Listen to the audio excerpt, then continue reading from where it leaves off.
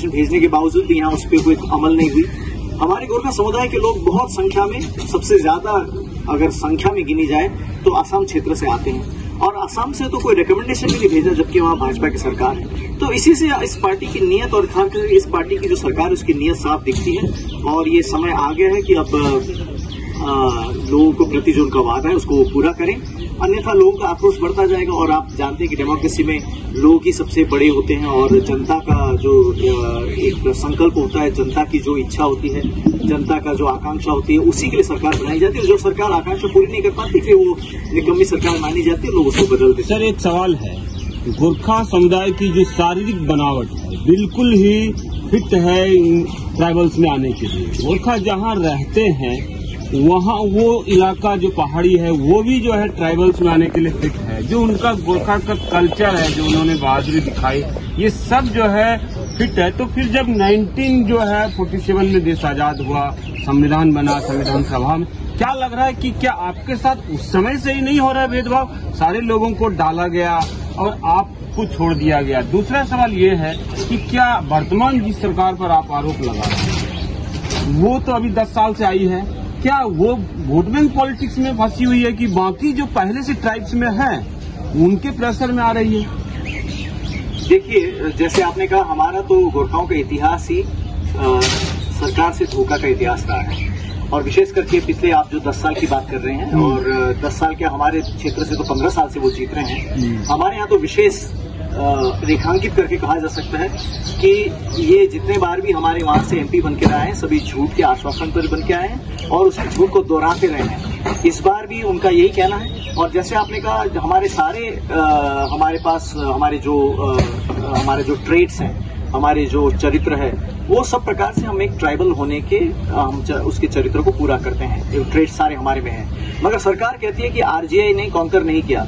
Registrar general of India का आपको सहमति चाहिए होती है, और दल के जवाब में भी लिखा है कि आरजीआई ने इस पर सहमति नहीं जताई।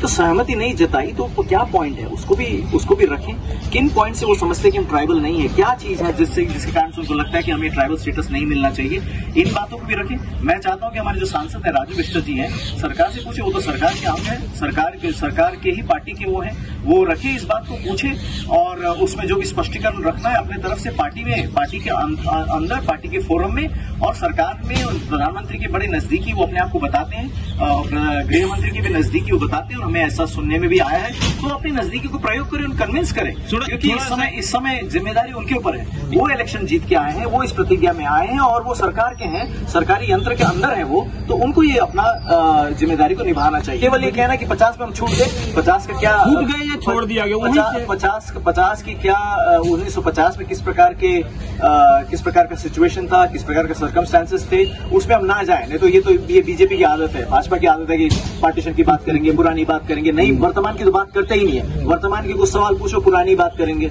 वर्तमान का कुछ बात करो, पिछले सरकार की बात करें। तो पिछले सरकार में कमी रही होगी तभी तो आप आए हैं। अगर आप पिछले सरकार की नुमाइंदा है तो आपको लाने की जरूरत क्या थी? तो इसलिए मैं तो आज वर्तमान में बात करना चाहता हूं। मैं ये कहना चाहता हूं कि लगातार संशोधन होते आए हैं। अभी भी जम्मू कश्मीर से, अरुणाचल से लोगों को सम्मिलित किया गया है, जातियों को सम्मिलित किया गया है। तो हमारे बारे में जो कहा जाता है कि आरजीआई ने कॉन्कर नहीं किया, आरजीआई ने सहमति नहीं जताई, वो किस पॉइंट में सहमति नहीं जताई सरकार हमें बताए, और पब्लिक डोमेन में डाले।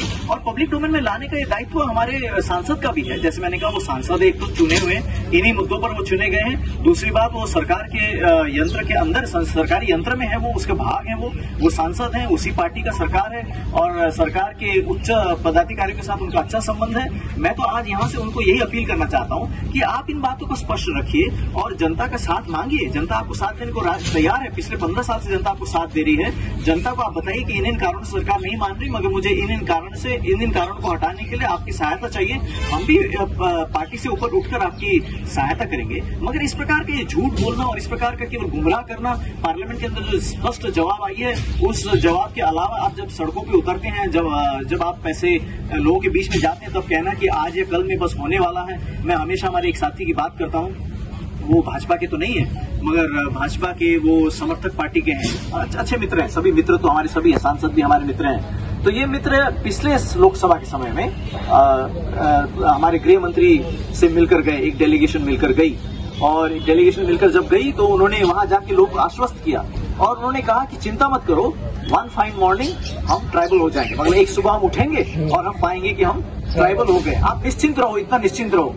तो बोला क्यों, आप ऐसा क्यों कहते हैं? तो उन्होंने कहा कि मुझे गृह मंत्री स्वयं ने कहा कि आपका बस होने ही वाला है, तो इसलिए आप निश्चिंत होकर सो जाइए। एक दिन जब आप सुबह उठेंगे तो आप ट्राइबल हो गए होंगे, वन फाइन मॉर्निंग आप ट्राइबल हो जाएंगे। मगर वो one fine morning, one fine afternoon हो गया, वन फाइन इवनिंग हो गई, वन फाइन वीक हो गया, वन फाइन मंथ हो गया, पूरा लोकसभा बीत के चला गया, नया सरकार भी आ गई, कुछ नहीं हुआ।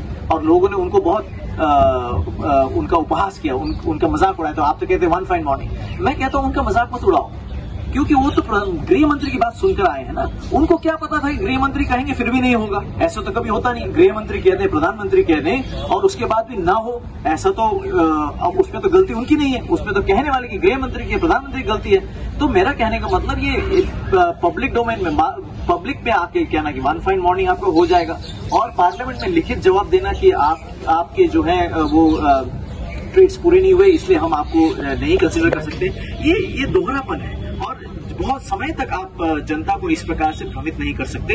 मैं राजू बिष्ट जी से आज फिर से अपील करता हूं। मैं आज यहाँ उनके विपक्षी पार्टी का होकर नहीं, उनका एक गोरखा दाजू होकर, उनका एक गोरखा हितैषी होकर, उनका गोरखा समुदाय का एक भाई होकर, भाई होने के नाते मैं उनसे यही कहता हूं कि आप भी अपने पार्टी के अंदर आप बात कीजिए, क्या चीजें उनको दुरुस्त कीजिए, क्या चीज है जिस कारण से सरकार में यदि इस प्रकार की विचार है, आरजेए में इस प्रकार के विचार है कि हमको वो ट्राइबल स्टेटस नहीं दे सकते, वो क्या चीजें उनको आप दुरुस्त कीजिए। सरकार में आपकी बहुत अच्छी पहुंच है, हमने सुना है, हमने देखा भी, आप स्वयं भी कहते हैं, आप कीजिए, आप सरकार के यंत्र। हम तो बाहर हैं, हम तो सड़क में बैठे, हम तो क्या कर सकते हैं इससे ज्यादा कि हम आवाज उठाएं। हमारे भाई लोग कितने समय से आवाज उठा रहे हैं, हम भी उनके साथ सम्मिलित होने आए, हम भी अलग अलग मंच में अपनी आवाज उठाते हैं, हम इनके मंच में जाते हैं, ये हमारे मंच में आते हैं, हम इससे ज्यादा और जनता के रूप में हम क्या कर सकते हैं? मगर हमारा हौसला को हम बुलंद रखेंगे।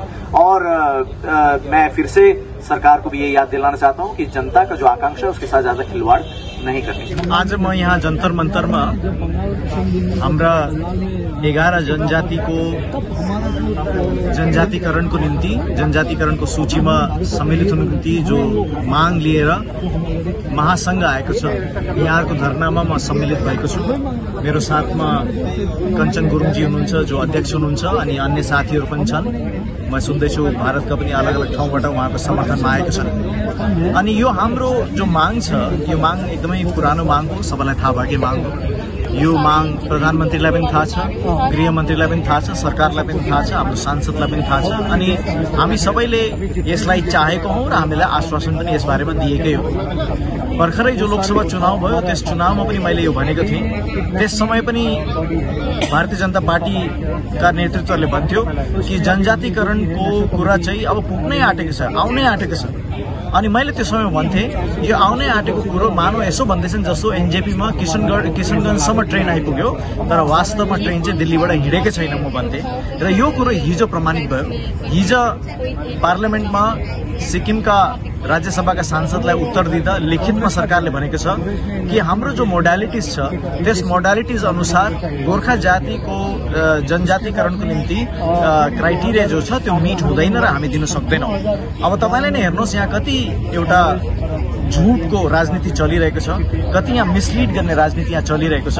इलेक्सनको समयमा र अन्य समयमा पब्लिकमा चाहिँ यो हुने नै आँटेको भन्ने कुरा भन्छन्, तर वास्तवमा सरकारले आफ्नो लिखित जवाबमा र पार्लियामेन्टमा चाहिँ यो हुनु नसक्ने कुरो भनेर भनेको छ।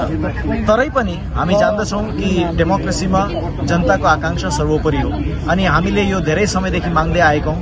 यहाँ मात्रै हैन, भारतका विभिन्न स्टेटहरुमा पनि हुनु त यो प्रत्येक स्टेटको आफ्नो आफ्नो स्टेट सब्जेक्ट हो, तर भाजपा कतिको सिन्सियर छ यसमा या छैन यो चाहिँ यसको एउटा थाहा लाग्छ कि आसामबाट त हाम्रो गोर्खा जातिको निम्ति रेकमेन्डेसन पनि आएको छैन र यसैले गर्दा आज जनतामा आक्रोश बढ्दै गएको छ।